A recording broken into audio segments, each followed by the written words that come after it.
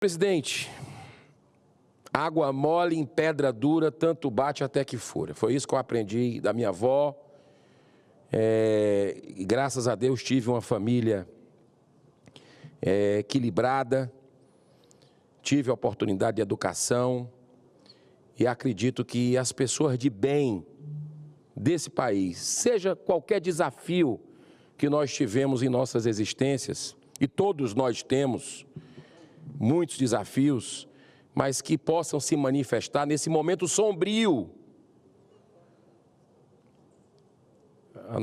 Também quero fazer aqui a saudação à nossa pastora Patrícia, que está aqui conosco no Senado Federal. É um momento sombrio que nós estamos vivendo no Brasil. O ministro Alexandre de Moraes mandou prender, na última quinta-feira, 6 de junho, 208 envolvidos nos atos de 8 de janeiro por descumprimento de medidas cautelares. E autorizou também a Polícia Federal para investigar e prender os que foram para outros países. Os mandados de prisão foram cumpridos em 18 estados. Sobre isso, eu fiz um requerimento para audiência pública na Comissão de Direitos Humanos dessa casa, porque eu vou contar as barbaridades que estão inseridas aqui nesse contexto. Essa força-tarefa da Polícia Federal é considerada a maior operação policial desde a Operação Lava Jato, 2014-2021. Mas com uma profunda diferença.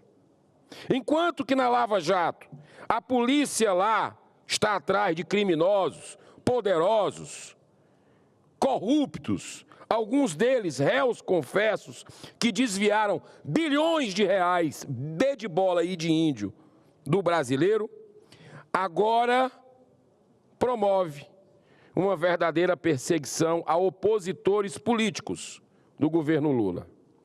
No dia 9 de janeiro de 2023, a Polícia Federal prendeu em flagrante 2.151 pessoas que teriam participado dos atos de 8 de janeiro, muitos dos quais chegaram a Brasília apenas no dia seguinte.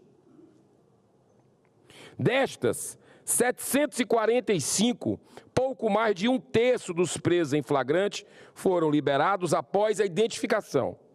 Durante esse período, uma sucessão de arbitrariedades vem sendo cometidas contra cidadãos brasileiros, que tiveram seus direitos constitucionais de defesa cerceados e hoje são presos políticos no país.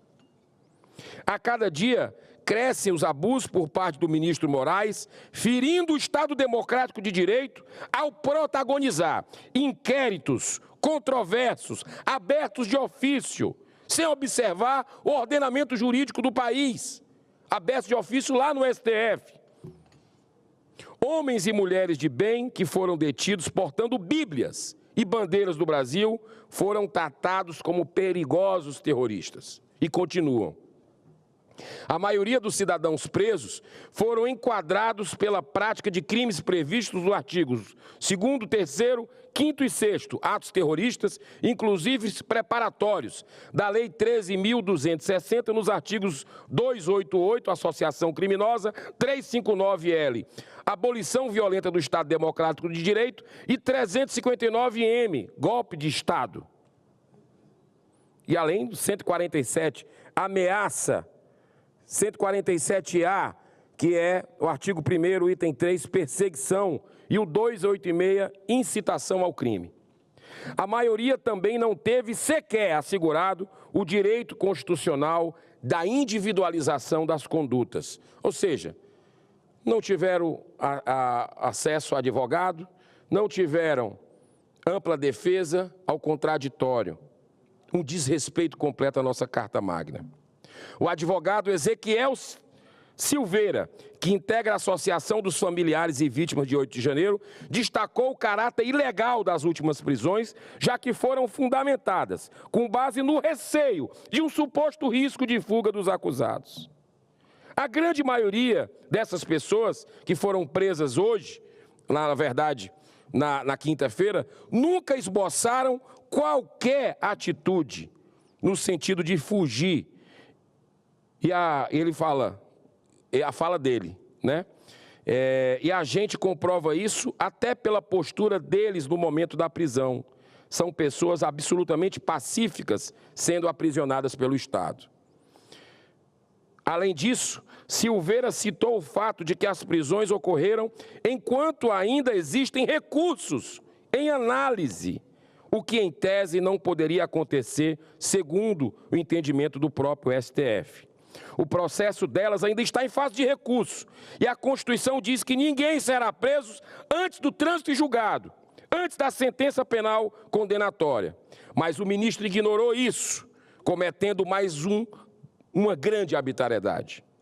Também, em matéria na Gazeta do Povo, são relatados alguns casos cruéis, como o do veterinário Felício Manuel Araújo, que estava seguindo rigorosamente todas as determinações impostas pela Justiça e cuidava de sua mãe idosa, mas foi levado de volta à prisão só porque algumas pessoas saíram do país. É comovente o depoimento de uma de suas filhas, a professora Micaela, que desabafa indignada. Olha o que ela disse aqui. Qual é o perigo que um homem trabalhador, tranquilo e temente a Deus como meu pai, traz para ser levado de volta à prisão? Ela pergunta. É um homem com 3 netos e que sempre lutou pelo bem de sua família e pelo que é correto. Agora foi condenado a 17 anos de prisão por se manifestar a favor do que acredita, sem ter danificado prédio algum e sem ao menos poder aguardar o processo em casa. A matéria relata outros casos dramáticos, como o de Iraci Negoche, professora aposentada de 71 anos, com grande dificuldade de locomoção. Ela foi presa no dia 8 de janeiro de 2023, após entrar no Palácio do Planalto, para se proteger das bombas de efeito moral. A idosa passou 7 meses na penitenciária feminina do Distrito Federal, a colmeia, sem seus remédios para diabetes, perdendo peso, sofrendo crises de ansiedade e apresentando sinais de depressão. Ela conseguiu liberdade provisória com o uso da tornozeleira no dia 7 de agosto do ano passado. E, apesar de não ter participado dos atos de vandalismo, foi condenada a 14 anos de prisão. Esse é o Brasil de hoje, da vingança.